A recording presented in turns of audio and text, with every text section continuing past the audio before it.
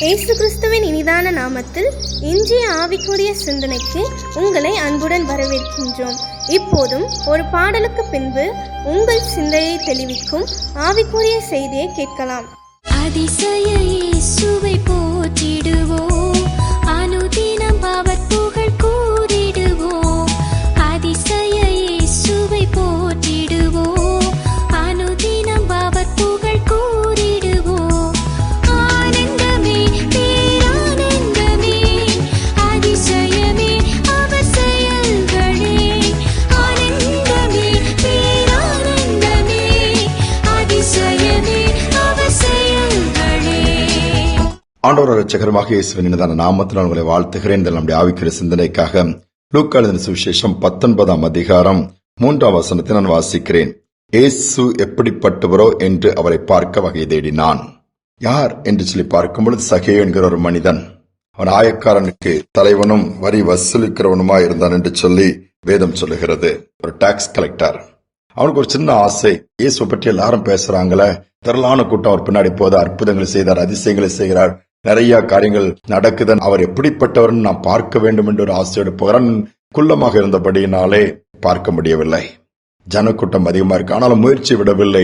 முன்பாக போய் இந்த வழியாகத்தான் வரக்கூடும் என்று யூகித்து ஒரு காட்டத்தி மரத்தின் மேல ஏறி உட்கார்ந்து கொண்டார். அங்க உட்கார்ந்து இருக்கும்போது மரத்தின் மேல இருக்கிறார். இயேசு அந்த வழியா நடந்து வரார்.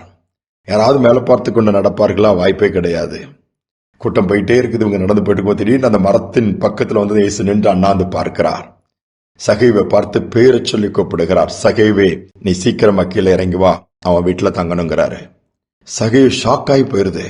என்னடா, நம்ம எப்படிப்பட்டவன் அவர் பார்க்கத்தான் நம்ம வந்தோம், நம்மளை பற்றி அவருக்கு ஒண்ணுமே தெரியாது, நானும் இதுவரை பார்த்தது கிடையாது, சந்தித்தது கிடையாது, பேசினது கிடையாது, எந்தவித தொடர்பும் கிடையாது, ஏதோ மரத்து மேல நான் உட்கார்ந்து இருக்கிறேன், என் பெயரை கூட சொல்லி கூப்பிடுகிறார். இதுதான் அவருக்கு அதிசயமான காரியம்.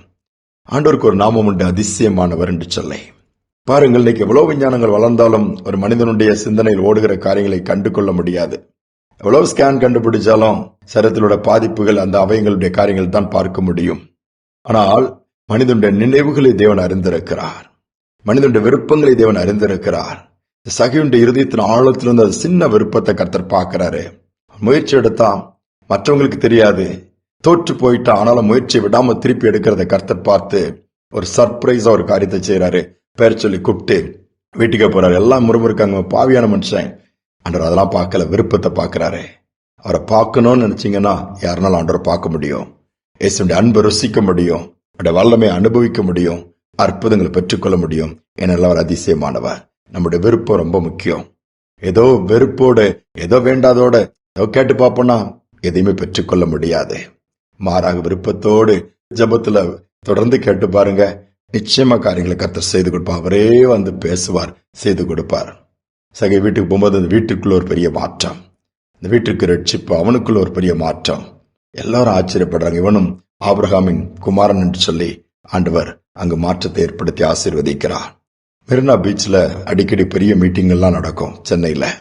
அப்போ ஒரு பெரிய மீட்டிங் நடந்துட்டு இருக்கிறது. வல்லமே பயன்படுத்தப்பட்ட தேவனுடைய ஊழியக்காரர் அங்கு பேசிக் கொண்டிருக்கிறார். ஒரு வாலிபன் அப்பொழுது அந்த கூட்டத்தின் வழியாக அப்படியே தாண்டி போறான். எவ்வளவு ஆயிரக்கணக்கான கூட்டங்கள் இருக்கு, லட்சத்தை தாண்டி இருக்குது. இன்னும் இவ்வளவு கூடி ஆராதிக்குங்கன்னா கர்த்தருடைய வார்த்தை கொடுத்துட்டு இருக்க அந்த ஊழியக்காரர். ஜனங்க அமைதியா கேட்டுட்டு இருக்கிறாங்க. இந்த வாலிபன் அந்த கூட்டத்தின் ஆண்டவர் அறியாத குடும்பத்திலே பிறந்து வளர்ந்தவன். இது என்னடா ஏதோ கூட்டம் நடக்குன்னு சொல்லி அவன் போயிட்டு இருக்கிறான். போகும்போது அந்த ஊழியர் இவனை பற்றி தூரத்துல அங்கிருந்து பார்த்தால் கூட இவன் நடந்து போறது தெரியாது. ஆவியானவர் அந்த ஊழியருக்கு பேசுகிறார். என்னுடைய மகன் அப்படி போகிறான் அந்த பாதையிலே, அவனுடைய பெயர் இது, அவன் பெயரை சொல்லி கூப்பிடு, அவன் போகிற காரியம் இது, அதையும் சொல்லி கூப்பிடு, நான் அவனை காப்பாற்ற விரும்புகிறேன், நான் அவனை நேசிக்கிறேன் சொல்லுன்னு சொன்னாராம். உடனே அந்த ஊழியர் அந்த வாலிபனுடைய பெயரை சொல்லி கூப்பிடுகிறார். அவருக்கு முன்பாக அந்த பெயர் வருகிறது, பெயரை சொல்லி கூப்பிடுகிறார். அடுத்து அவன் தற்கொலை பண்ண போகிறான். ஆண்டவர் பேசுறாரு, நீ தற்கொலை பண்ண போய் கொண்டிருக்கிற அந்த வாலிபன் பெயர் இது, நீ தற்கொலை பண்ண வேண்டாம், ஆண்டவர் உன்னை ஆசீர்வதிக்க விரும்புகிறார், அவர் உன்னை நேசிக்கிறார். இந்த வார்த்தை கேட்டோன்னு அப்படியே அதிர்ச்சி ஆயிட்டான். நான் சாகணும்னு முடிவெடுத்து போயிட்டு இருக்கிறேன், இது யாருக்குமே தெரியாது, வீட்டில் உள்ளவங்களுக்கு கூட தெரியாது, எப்படி தெரிகிறது இந்த மனிதருக்குன்னு சொல்லிட்டு அப்படியே போனவன் நின்றுட்டான். நின்ன உடனே ஆண்டோட வல்லம் அங்க இறங்கி வருது.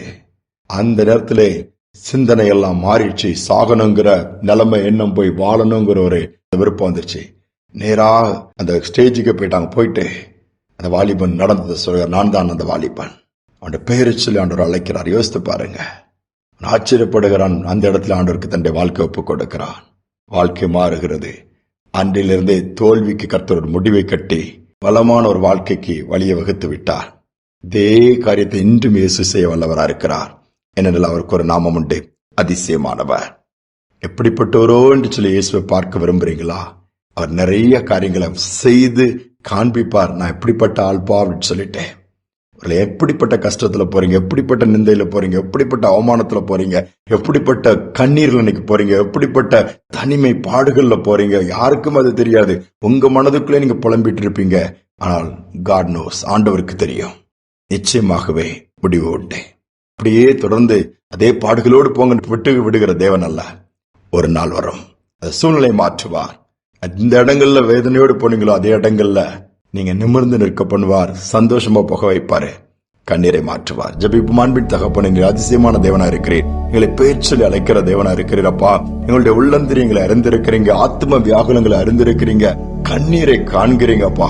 ஸ்தோத்திரம். சகை எப்படிப்பட்டவரோடு பார்க்க வகை தேடினான். காண்பித்தீங்கப்பா. உங்களுடைய அன்பை காண்பித்தீங்க. நீர் எப்படிப்பட்டவர் என்பதை அவன் அறிந்து கொள்ளும்படியாய் கிரியைகளை நடப்பித்தீங்கப்பா. அதே வண்ணமா இன்னைக்கு தேடல், இன்னைக்கு நிறைய ஜனங்கள் இருக்குது. எங்க போறது, யார்கிட்ட போறது, என்ன செய்வது, இயேசுவேன்னு சொல்லி யாரெல்லாம் அல்லது உண்மை இன்னும் அறிந்து கொள்ள விரும்புகிறவர்கள் உண்மை கண்டு கொள்ளத்தக்கதா, உடைய வல்லமையை அனுபவிக்கத்தக்கதாய், உடைய வார்த்தையினால் திருப்தியாகத்தக்கதாய் வல்லமையான காரியங்களை வாழ்க்கையில பெற்றுக்கொள்ள விதத்திலே கிரியைகளை நடப்பிப்பீராக. அப்படிப்பட்ட பாக்கியத்தை கொடுப்பதற்காக நன்றி.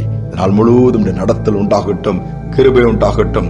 ஒவ்வொரு வீட்டிலும் உள்ள எல்லாவற்றையும் ஆசீர்வதித்து எழுந்தருளி குடும்பங்களில் உள்ள சூழ்நிலைகளை சாதகமாய், சமாதானமாய், சந்தோஷமாய் மாற்றிக் கொடுப்பீராக. துதிக நம்மை ஏற்றுக்கொள்ளும் இயேசு நாமத்தில் பிதாவே, ஆமேன், ஆமேன். நமக்கு ஒரு ஆண்டவர் உண்டு, அவர் அதிசயமானவர். அவர் எப்படிப்பட்டவரோ என்று பார்க்க வகை தேடுகிறீர்களா? நிச்சயமாகவே தான் யார் என்பதை நமக்கு காண்பிப்பார். இந்த சிந்தனையோடு இந்த நாளை தொடருவோம். மீண்டும் நாளை தினம் சந்திப்போம். பாவியான என்னையும் உயர்த்தினார் அதிசயம். பாவியான என்னையும் உயர்த்தினார் அதிசயம். ஏழை என் மீதும் நேசக்கரம் நீட்டினார் அதிசயம். ஏழை என் மீதும் நேசக்கரம் நீட்டினார் அதிசயம். அதிசயங்கள் செய்கிறவர் நம் அருகில் இருக்கிறார். அற்புதங்கள் செய்கிறவர் என்றும் நமக்குள் வசிக்கிறார்.